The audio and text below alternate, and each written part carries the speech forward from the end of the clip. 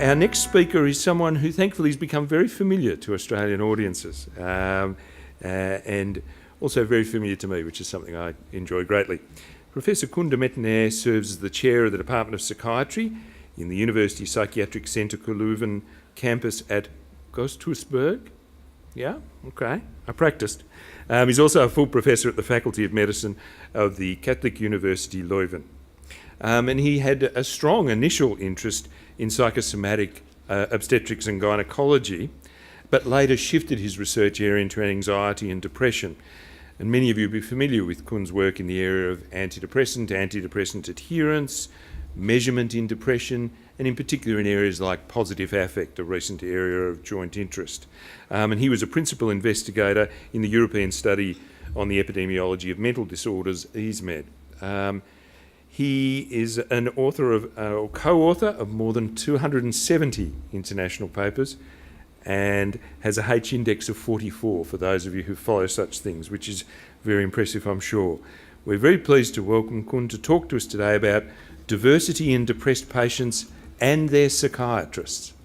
Please join me in welcoming Koen to the stage.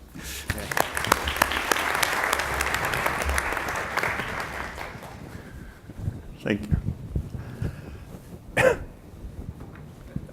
First of all, thank you, Mel, for your kind words, for the kind introduction. It's a pleasure for me to be here back again at these dialogues in depression. When I saw the subtitle From Dawn to Dusk, I said, oh my God, if we are jet lagged, that's not the perfect title, but okay. Thanks also to the organizers. Thanks to Servier for inviting me and making this exchange possible, that we can share some ideas today and tomorrow during the panel discussion on depression and depression treatment. So it's going to be a little bit of another look at the concept of depression. The other title is Think Differently. Well, I try to think a little bit differently on depression and on the use of antidepressants. The first thing I want to address with you is a question, and that could be good for the discussion, not now, but later, after a few drinks maybe. Why are we not depressed? Because in fact, if you think about life, we're all gonna die, one. Second, we have more and more political leaders. I'm not talking about Australia, of course, but in a lot of countries in the world which are at least debatable. So why are we not depressed? And it's often said that depressed patients, they have a kind of bias in what they look at and what they remember, etc. And that's supposed that we are normal, that we are looking at the full reality. And this is not true. We are also biased. We look too much at the positive reality. And that's good, because that makes us balanced and not depressed. This is something we forget, but it's very important. As you can see here, this is done, you know that nowadays there is a lot of changes in how we assess mental health and mental health issues. Up to now, or up to a few years ago, most often what we did is having questionnaires, and we asked questions and we tried to assess things that happened in our patients, or we asked the patients to do that. And now there's a kind of, how can you say in a depression questionnaire, how did you feel the last week, in the past week? How can a depressed patient who overgeneralizes, who has an attention bias, give a good idea on that? That's why nowadays they do a lot of what is called now ESM, experience sampling methods. That is like the phone of Mr. Chairman. 6 times per day they click and they ask you to fill in how you feel, etc. That's more reliable, because there's huge variations over the days and even over the hours within one day. Or the second thing they do now is having a kind of so-called more ecologically valid ways of looking at reward or hedonia. They do not ask you, can you enjoy things, but they put you before a computer screen and you have to tick on, and that's so-called real life, and you get money if you have the right answer. This is kind of enjoying life. For me, very artificial, but okay.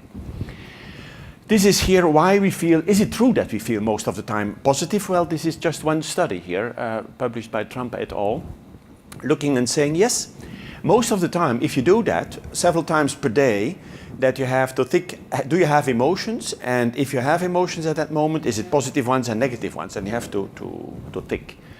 And you see, okay, indeed, there is more. You see here any emotions. Most of the time during the day we have emotions. And most of them are positive, some of them are negative, and sometimes we have as well positive and negative emotions, mixed. And the order here, and you see here it's 11,000 times they did it, is joy, love, strange that love is so high. And then satisfaction, alertness, hope, amusement, pride. And the negative ones, anxiety, we had the first talk already. On anxiety, that's the first negative one, sadness, disgust, and anger. Anger, the negative affect that is often forgotten by psychiatrists. Irritability and anger, right? It's the one negative effects that are most often forgotten.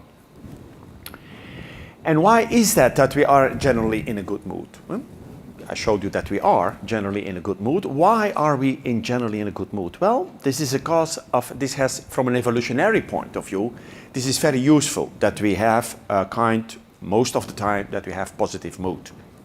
Because if you're positive mood, that's first of all linked to approach behavior. You're going to be in touch, in contact with other people. While you have full of negative affect, usually you're in withdrawal mode. That's one. Second, if you're full of positive mood, usually it's a promotion of creativity, of planning, of mating, of sociality. It has been shown, for example, that you're more creative, more flexible in your thoughts when you're full of positive affect. Not too much, because then it becomes distraction. If you become hypomanic, then of course you're distracted. You're no longer, creativity can be too much. So that's what is important. That's, for example, one of the reasons why most of us have pleasure in sexual intercourse, because then we are motivated to do that. And not the least important is what is here down here. People with positive mood, they engage more often in positive health behaviors, such as exercising and dieting. And that's very important, as I'm going to show a little bit later. But it's also, if you look at more cognitive ways of looking at it, why are we most of the time in positive mood? Well, because usually, if you're normal in mental health, normally when you have something negative and you have negative affect, negative emotions, spontaneously that turns back to positive mood.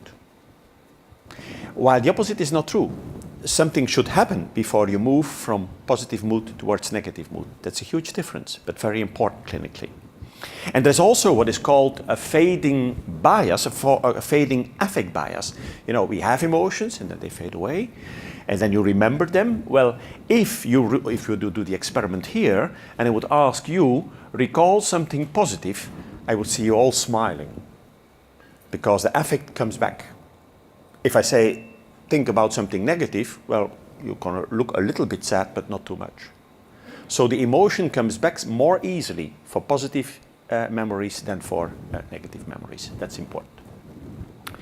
And of course, nowadays you should say something about the brain, because just talking about emotions and affect, you should talk something about the brain. Well, the amygdala helps us to be in good mood, because if you're normal, and this is left and right amygdala, if your normal controls, well, you react with fMRI, you react more to positive, happy faces than you react to negative faces. Same is true for left and right. While if you're depressed, you react more, the amygdala reacts, you not, but your amygdala reacts more to negative faces than to neutral faces. So there's a kind of shift there if you move from normal mental health to depression.